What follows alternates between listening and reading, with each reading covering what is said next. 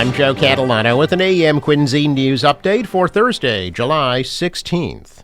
The body of a woman who was found in Quincy last week has been identified. The Norfolk County District Attorney's Office says the body of 36-year-old Shauna Brown of Quincy was discovered in the early morning hours of July 6th near School and Fort Streets in Quincy Center. Officials say they're treating the incident as an unattended death and that foul play is not suspected. However, the incident remains under investigation by state police. 8 new Quincy police officers are joining the force. Yesterday, swearing-in ceremonies were held at Quincy City Hall for the 8 new officers who will be joining the department. Quincy Mayor Thomas Koch and Police Chief Mark Kennedy welcomed the new officers, and City Clerk Nicole Crispo swore the new officers into service by having them take the oath of office. Family, friends, and colleagues also attended the ceremony to congratulate the new officers in the Great Hall.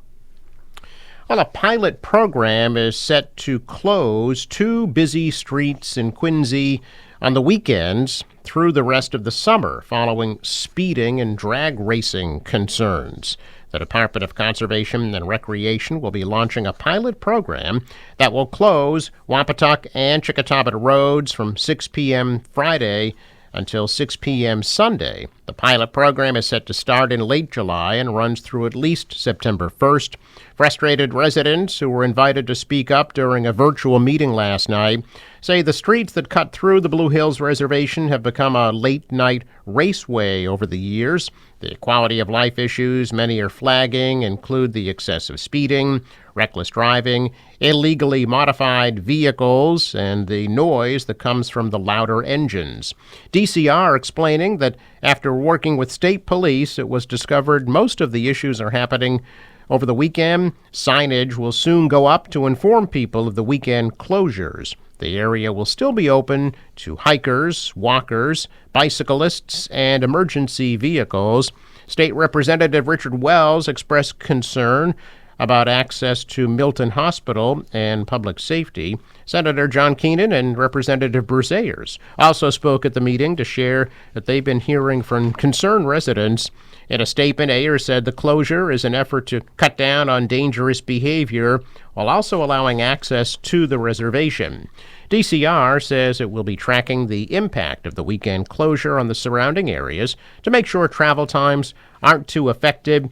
Officials with DCR also say the pilot program will save already endangered species in the area, specifically species of snakes.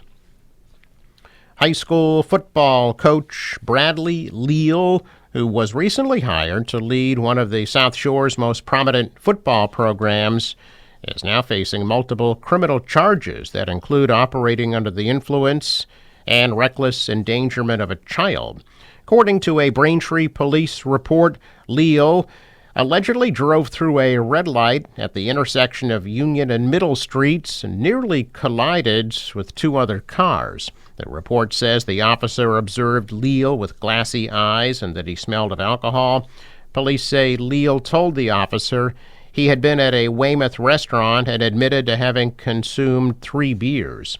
A separate Weymouth police report says that during a wellness check, officers found the apartment door unlocked and a 15-month-old child asleep in a crib. Police said the child was evaluated and later released to family members. The arrest comes just months after Whitman-Hanson Regional School District named Leal as head varsity football coach. The press release also stated Leal is a math teacher in the Plymouth Public Schools and boys lacrosse coach at Pembroke High School. Whitman-Hanson Regional School District Superintendent John Marcus says that Leal resigned from his position on June 14th. Marcus says the district removed Leal's access to all district systems and instructed him not to communicate with students or staff. Leal faces charges including operating under the influence and reckless endangerment of a child. He pleaded not guilty to all charges. Town officials in Hingham releasing a statement yesterday regarding a tragic incident involving a dog that died at the 4th of July parade. The Hingham Police Department said they're actively investigating the circumstances surrounding the death. No charges have been filed at this time. In a news release, the Hingham 4th of July Committee said it is cooperating fully with the investigation and has provided all pertinent information to police. The release also stated that during the parade, no reports of a dog in medical distress were made to any public safety personnel, town officials, or parade monitors. The parade committee said following the completion of the police department's investigation, the committee will review its findings and make safety adjustments. Heavy smoke from several large wildfires blazing in Canada and Minnesota, impacting air quality here in Massachusetts. While the smoke stayed high in the atmosphere and brought a haze on Tuesday, it drifted lower yesterday, and a smell of smoke was detectable in the Boston area.